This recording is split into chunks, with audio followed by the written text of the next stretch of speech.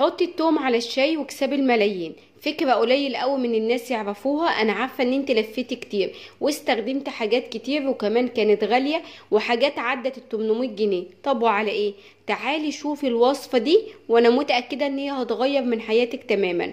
انا عارفة ومتأكدة ان الدكاترة هيعملوا المستحيل عشان الفيديو ده يتحذف، بس انتوا بلايكاتكم وكمان ان انتوا تشيروه لكل اللي تعرفوه هو ده اللي هيسند الفيديو عشان ما يتحذفش وناس كتير جدا تستفاد.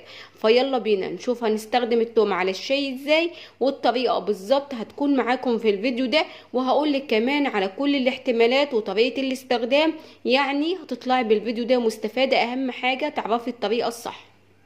واول حاجه بقى احنا هنعملها هو ان احنا نحضر الشاي.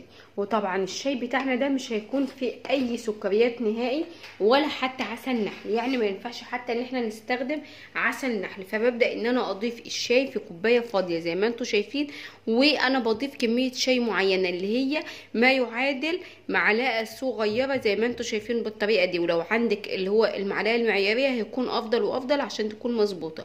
يعني انا بالظبط عاوزه 10 جرام من الشاي. ضفت الشاي زي ما انتم شايفين بالطريقه دي، وعلى طول بقى انزل عليه بالميه المغليه زي ما اتفقنا ان احنا ما ضفناش اي سكريات ولا سكر ولا عسل ولا اي اضافات خالص غير الشاي. ومجرد ما بنزل بالميه المغليه على طول لازم اغطي الشاي وهغطيه وهسيبه بقى على جنب. وتعالوا بينا نحضر تاني حاجه معانا.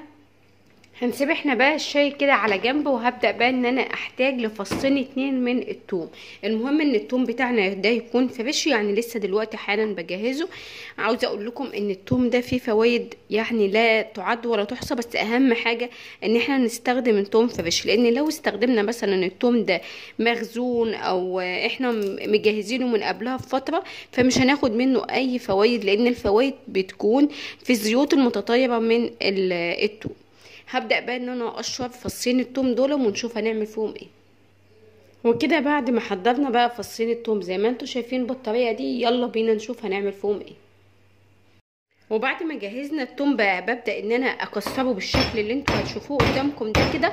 وبعدين ببدأ بقى ان انا افتفته يعني. وفضل كمان ان انا اعمله بالطريقه دي. انا عارفه ان في ناس كتير عندها كبه وممكن تعمله في الكبه، بس هي دي الطريقه الافضل. يعني انا بقولك على افضل حاجه مش اسهل حاجه. تمام كده. وطبعا طريقتكم دي بقى حاجه ترجع لكم انتوا. هبدا بقى ان انا يعني اعمله كده قطع صغيره على قد ما اقدر، بس خدوا بالكم ان السوائل الموجوده في التوم دي هي افضل وافضل نتيجه. ويعني بصوا هي الفايده كلها هي فيها. هقول لكم بتعمل ايه بالظبط بس بعد ما نخلص التوم.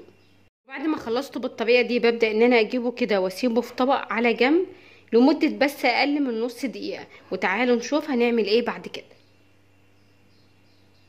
وبيكون في الوقت ده بقى الشاي بتاعي عدى عليه حوالي 3 دقايق على ما بال بقى جهزت كده التوم.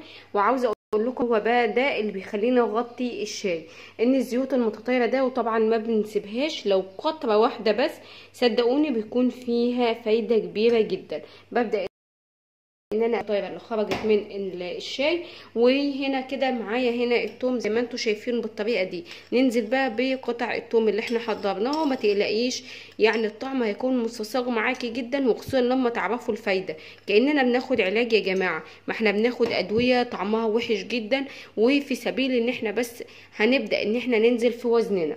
بعد كده بعد ما نزلت وطبعا دلوقتي معايا الشاي دافي، دلوقتي ما عادش فيه اي سخونه خالص، هبدا انزل كده ب10 قطرات من الليمون. عدوا معايا 2 3 4 5 6 7 8 9 10. تمام كده بالعدد. ونركز قوي في العدد لان النسب دي محسوبة بالملي. تمام قوي كده. كده بقت الكوب ده جاهز معايا ان انا اخده بعد كل وجبة، يعني بعد فطار بعد غدا بعد عشاء. ويفضل لو انا قسمت وجباتي دي ل3 وجبات هيكون افضل واحسن ونتيجة هتكون ممتازة. طب بيعمل ايه يا لولا الوصفة دي وازاي ان احنا نحط توم على شاي على ليمون؟ عاوزة اقولك ان هو ده مستخلص كل الادويه اللي انت بتاخديها عشان تعلي الحرق، عشان تسد الشهيه بتاعتك. الوصفه دي والكوبايه دي هتديكي احساس بالشبع ل 24 ساعه قدام.